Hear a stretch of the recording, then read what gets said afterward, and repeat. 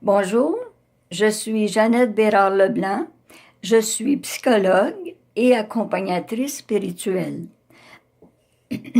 Je suis l'auteur du volume Ouverture à l'amour qui se veut un heureux mariage entre la psychologie et la théologie. Alors aujourd'hui, je veux revenir sur un point qui me tient beaucoup à cœur, c'est les troubles de l'opposition. Mais il ne faut pas tout mettre sur le dos des troubles de l'opposition. Il y a des enfants qui viennent au monde et qui ont, je dirais, une tête de mule. Ça ne veut pas dire qu'ils ne réussiront pas leur vie, là. Parce que ça peut être, par exemple, prenons les TDAH. Ce sont la plupart du temps, je ne dis pas toujours, mais la plupart du temps, des enfants très intelligents qui seront des adultes très intelligents et qui pourront avoir une carrière florissante parce qu'ils ont 1000 idées dans la tête et ils ont le potentiel de réaliser leur projet. Mais prenons un enfant qui est issu de parents qui ont une forte personnalité. Alors, l'enfant va avoir cette forte personnalité. Et c'est ce qu'on appelle des fois tête de mule carabinée, mais quand ça va être mis en fonction de leur potentiel, on va voir des merveilles.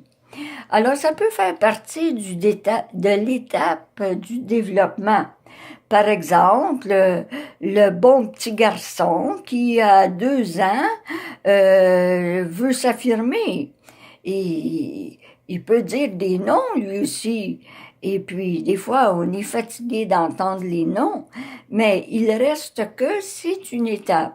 Avec de l'humour, de la compréhension, eh bien, l'enfant va passer à autre chose parce que il va voir qu'il y a peut-être plus de bénéfices pour lui à certains moments de dire oui que non. Ça peut être la bonne petite fille qui recherche de l'attention, qui recherche un certain pouvoir, une certaine réaction.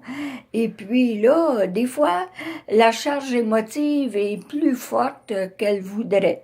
Bon, on va lui apprendre à gérer ses émotions et que quand c'est trop fort, elle pourra aller dans sa chambre, défouler sa colère sur un oreiller en parlant, mais pas trop fort pour que le monde l'entende.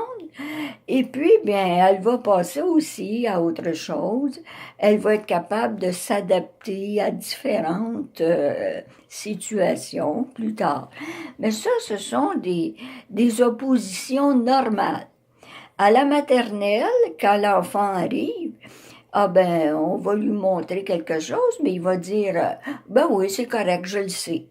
Je me rappelle quand j'enseignais en première année, chacun avait son petit rectangle sur le tableau pour apprendre à écrire la lettre I.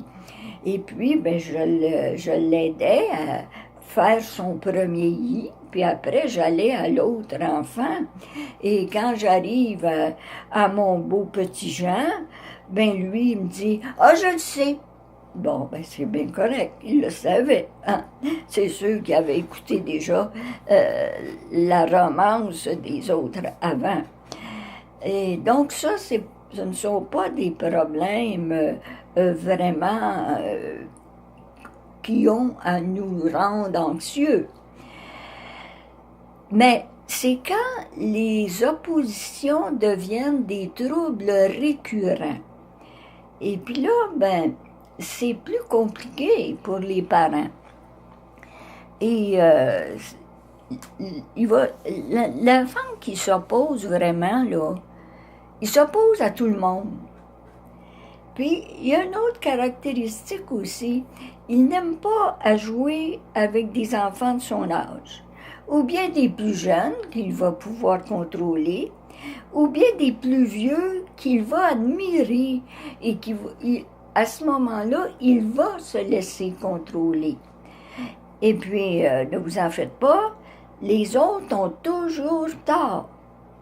C'est quelque chose à corriger parce que autrement, il va être un adulte de 40, 50 et 70 ans si vous voulez, et puis les autres auront toujours tort. Il ne pourra pas se remettre en question. Alors, ça c'est beaucoup plus difficile.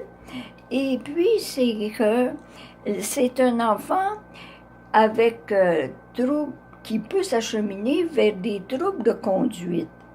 Mais ça, c'est le trouble d'opposition avec provocation.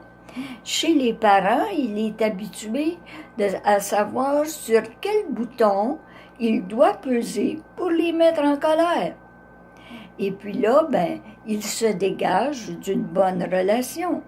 Et puis, c'est là qu'il fait passer aussi des tests à ses parents.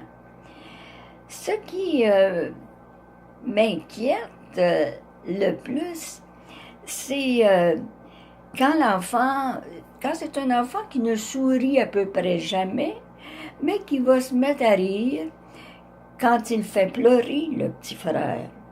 Et ça, j'ai vu ça dans mon bureau. Il s'organisait toujours pour aller très vite chercher le petit frère et puis le faire pleurer. Et des fois, lui donner une tape d'en face, un coup de poing d'en face. Mais c'était très rapide. La maman, très alerte et qui connaissait ses enfants, elle disait non, non, non, je n'accepte pas que tu fasses mal à ton petit frère. Et la maman était vraiment une personne qui savait voir et qui savait réagir. On dirait que ces enfants-là n'ont comme pas d'empathie. Ils ne peuvent pas se mettre à la place de l'autre. Alors, ils n'ont pas vraiment de lien significatif parce que c'est très embêtant pour eux d'établir des liens. Il faut toujours qu'ils fassent subir des tests et si la personne se met en colère contre moi, et si par hasard elle me disait des mots humiliants, ah ben là, ce serait la guerre. Et puis si nous-mêmes, en tant qu'adultes, on dit l'enfant ne fonctionne pas aujourd'hui, on va arrêter la communication, ça ne donne rien. Alors là, l'enfant panique.